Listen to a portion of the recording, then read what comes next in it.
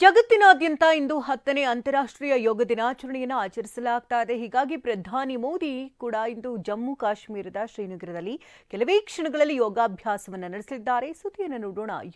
ಯೋಗ news ಟಾಪ್ನಲ್ಲಿ. ಇಂದು ಜಗತ್ತಿನೆಲ್ಲೆಡೆ 10ನೇ ಅಂತಾರಾಷ್ಟ್ರೀಯ ಯೋಗ ದಿನ ಆಚರಿಸಲಾಗ್ತಿದೆ. ಪ್ರಧಾನಿ ನರೇಂದ್ರ ಮೋದಿ ಇದೇ ಮೊದಲ ಬಾರಿಗೆ ಕಣಿವೆ ರಾಜ್ಯ ಜಮ್ಮು ಕಾಶ್ಮೀರದಲ್ಲಿ ಇಂದು ಯೋಗ ದಿನಾಚರಣೆಯಲ್ಲಿ ಪಾಲ್ಗೊಳ್ಳುತ್ತಿದ್ದಾರೆ. ಶ್ರೀನಗರದ ವಿಶ್ವಪ್ರಸಿದ್ಧ ದಾಲ್ ಸರೋವರದ ತಟದಲ್ಲಿ ನಡೆಯಲಿರುವ ಯೋಗ ದಿನಾಚರಣೆಯಲ್ಲಿ ಪ್ರಧಾನಿ ಮೋದಿ ಪಾಲ್ಗೊಳ್ಳುತ್ತಿದ್ದಾರೆ.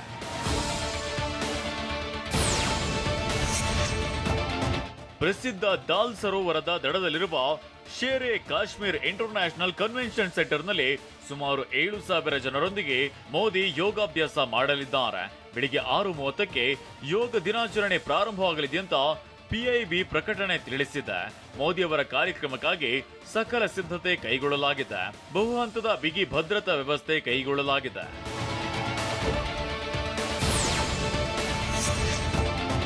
ನರೇಂದ್ರ ಮೋದಿ ಅವರು 3ನೇ ಬಾರಿಗೆ ಪ್ರಧಾನಿಯಾದ ಬಳಿಕ ಮೊದಲ ಬಾರಿಗೆ ಜಮ್ಮು ಮತ್ತು ಕಾಶ್ಮೀರಕ್ಕೆ ಭೇಟಿ ನೀಡುತ್ತಿದ್ದಾರೆ. ಅಂತಾರಾಷ್ಟ್ರೀಯ ಯೋಗ ದಿನಾಚರಣೆಯಲ್ಲಿ ಭಾಗವಹಿಸುತ್ತಿರುವುದರಿಂದ ಜಮ್ಮು ಮತ್ತು ಕಾಶ್ಮೀರದಲ್ಲಿ ವ್ಯಾಪಕ ಕಟ್ಟೆಚ್ಚರ ಕೈಗೊಳ್ಳಲಾಗಿದೆ. ಉಗ್ರ ದಾಳಿ ಭೀತಿ ಹಿನ್ನೆಲೆಯಲ್ಲಿ ಶ್ರೀನಗರದಲ್ಲಿ ಡ್ರೋನ್ ಹಾಗೂ ಕ್ವಾಡ್ಕಾಪ್ಟರ್ಗಳ ಹಾರಾಟವನ್ನ ನಿಷೇಧಿಸಲಾಗಿದೆ. ಶ್ರೀನಗರ ನಗರವನ್ನ ತಾತ್ಕಾಲಿಕವಾಗಿ ರೆಡ್ ಝೋನ್ ಅಂತ ಘೋಷಣೆ ಮಾಡಲಾಗಿದೆ.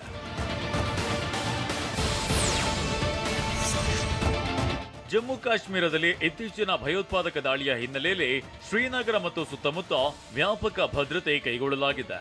ಶ್ರೀನಗರ ಜಿಲ್ಲೆ ಹೈ ಅಲರ್ಟ್ ನಲ್ಲಿದ್ದು, ಪ್ರಧಾನಿ ಆಗಮನದ 2 ದಿನಗಳ ಮೊದಲು ಎಸ್ಪಿಜಿ ಕಾರ್ಯಕ್ರಮದ ಸ್ಥಳವನ್ನ ನಿಯಂತ್ರಣಕ್ಕೆ ತೆಗೆದುಕೊಂಡಿದೆ.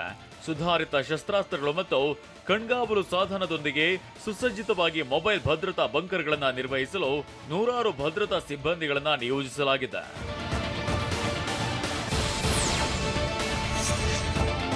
ಪ್ರಧಾನಿ ನರೇಂದ್ರ ಮೋದಿ ಅವರು ಜಮ್ಮು ಕಾಶ್ಮೀರದ ಬಗ್ಗೆ ವಿಶೇಷ ಆಸಕ್ತಿ ಹೊಂದಿದ್ದು, ಈ ಬಾರಿಯ ಅಂತಾರಾಷ್ಟ್ರೀಯ ಯೋಗ ದಿನಾಚರಣೆಯನ್ನ ಕಾಶ್ಮೀರದಲ್ಲಿ ಆಚರಿಸುತ್ತಿರುವುದು ಗಮನ ಸೆಳೆದಿದೆ.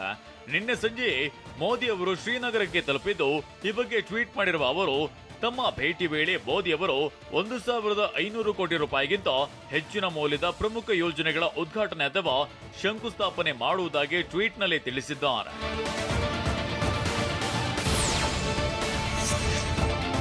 ಯೋಗ ದಿನಾಚರಣೆ ಹಿನ್ನೆಲೆಯಲ್ಲಿ ಇಂದು ಜಿಂದಾಲ್ನಲ್ಲಿ ಮುಖ್ಯಮಂತ್ರಿ ಸಿದ್ದರಾಮಯ್ಯ ಯೋಗ ಕಾರ್ಯಕ್ರಮದಲ್ಲಿ ಪಾಲ್ಗೊಳ್ಳಲಿದ್ದಾರೆ.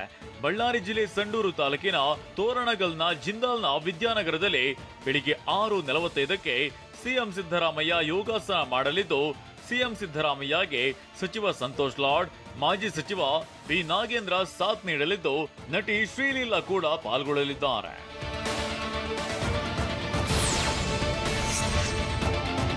ಸ್ವಯಂ ಮತ್ತು ಸಮಾಜದ ಒಳಿತಿಗೆ ಯೋಗ ಎಂಬುದು ಈ ವರ್ಷದ ಅಂತಾರಾಷ್ಟ್ರೀಯ ಯೋಗ ದಿನದ ಧ್ಯೇಯವಾಕ್ಯವಾಗಿದೆ. ಪ್ರತಿಯೊಬ್ಬರು ಯೋಗ ಮಾಡುವ ಅಭ್ಯಾಸವನ್ನ ಜೀವನದಲ್ಲಿ ಅಳವಡಿಸಿಕೊಂಡು ಆ ಮೂಲಕ ಸಮುದಾಯವನ್ನ ಪ್ರೇರೇಪಿಸಬೇಕು ಎಂಬುದು ಇದರ ಉದ್ದೇಶವಾಗಿದೆ ಅಂತ ಆಯುಷ್ ಸಚಿವ ಪ್ರತಾಪ್ ರಾವ್ ಜಾಧವ್ ಹೇಳಿದ್ದಾರೆ.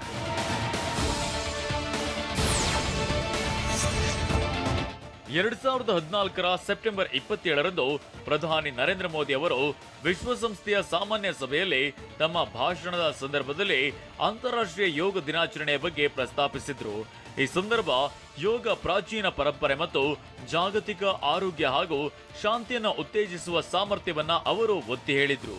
ಇದಾದ ಬಳಿಕ 2014ರ ಡಿಸೆಂಬರ್ 11ರಂದು ವಿಶ್ವಸಂಸ್ಥೆಯು ಜೂನ್ 21ನ ಅಂತಾರಾಷ್ಟ್ರೀಯ ಯೋಗ ದಿನವೆಂದು ಘೋಷಿಸಿತು. 177 ಸದಸ್ಯ ರಾಷ್ಟ್ರಗಳು ಇದನ್ನ ಬೆಂಬಲಿಸಿದ್ವು.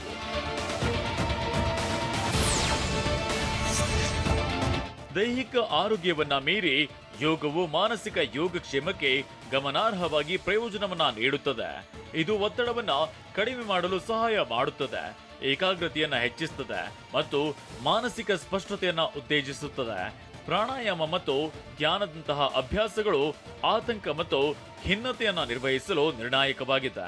ಅಂತಾರಾಷ್ಟ್ರೀಯ ಯೋಗ ದಿನವಾದ ಇಂದು ಸಾಮೂಹಿಕ ಯೋಗ ಕಾರ್ಯಾಗಾರಗಳು, ಸೆಮಿನಾರ್ಗಳನ್ನು ಆಯೋಜಿಸಲಾಗಿದೆ.